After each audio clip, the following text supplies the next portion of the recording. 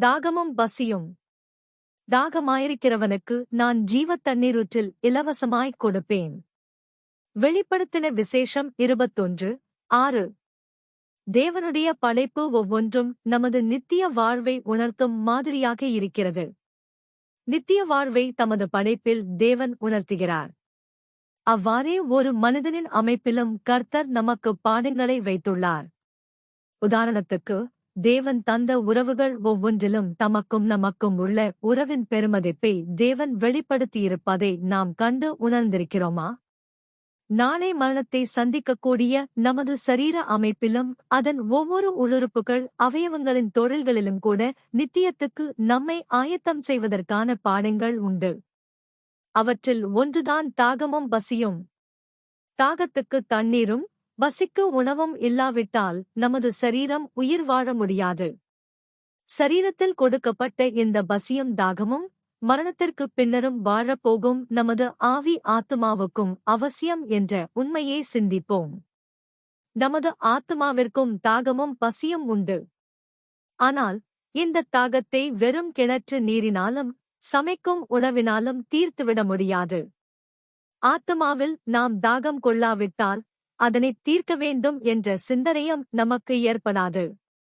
சமாரியா கிணற்றருகே இயேசு சந்தித்த பெண் தனது தாகம் தீர்க்க கிணற்று தண்ணீருக்காகவே வந்தாள். ஆனால் இயேசுவோ, நீ கேட்டிருந்தால் அவர் உனக்கு ஜீவத் தண்ணீரை கொடுத்திருப்பார் என்று கூறி அவளுக்குள்ளாய் இருந்த தாகத்தை தீர்ப்பதற்கான தண்ணீரை அவளுக்கு அறிமுகப்படுத்தினார். அவளோ தண்ணீருக்காக கொண்டு வந்த குடத்தை வைத்துவிட்டு ஆத்தும தாகம் தீர்க்கப்பட்டவாய் தன் நிலையையும் மறந்து ஊருக்குள் ஓடி அவரை வந்து பாருங்கள் என்று முதலாவது சுவிசேஷகியாய் மாறினாள். பிரியமானவர்களே, இன்று நமது தாகத்தை தீர்க்கவும் பசியைப் போக்கவும் உலகமானது கண்ணுக்கும் நாவுக்கும் இனிமையானவற்றை நமக்கு முன்பாக பரப்பி வைத்திருக்கிறது. ஆனால் நமது உண்மையான தாகமும் பசியும் எது என்பதை உணர்ந்து அந்த வறட்சியை போக்காவிட்டால் நமது அழிவுக்கு நாமே காரணராகிவிடக்கூடும்.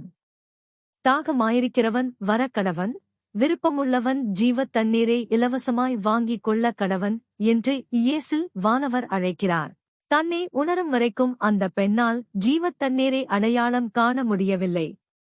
எனவே தேவ பிள்ளையே, நம்மை உணர்ந்து நமது ஆத்தும பசிக்கு எது அவசியம் என்பதை உணர்ந்து இயேசுவண்டை யார் யார் திரும்புகிறார்களோ அவர்களுக்கெல்லாம் என்றைக்கும் தாகமெடுக்காத ஜீவத் தண்ணீரையும் ஜீவ அப்பத்தையும் தர அவர் ஆவலாயிருக்கிறார்.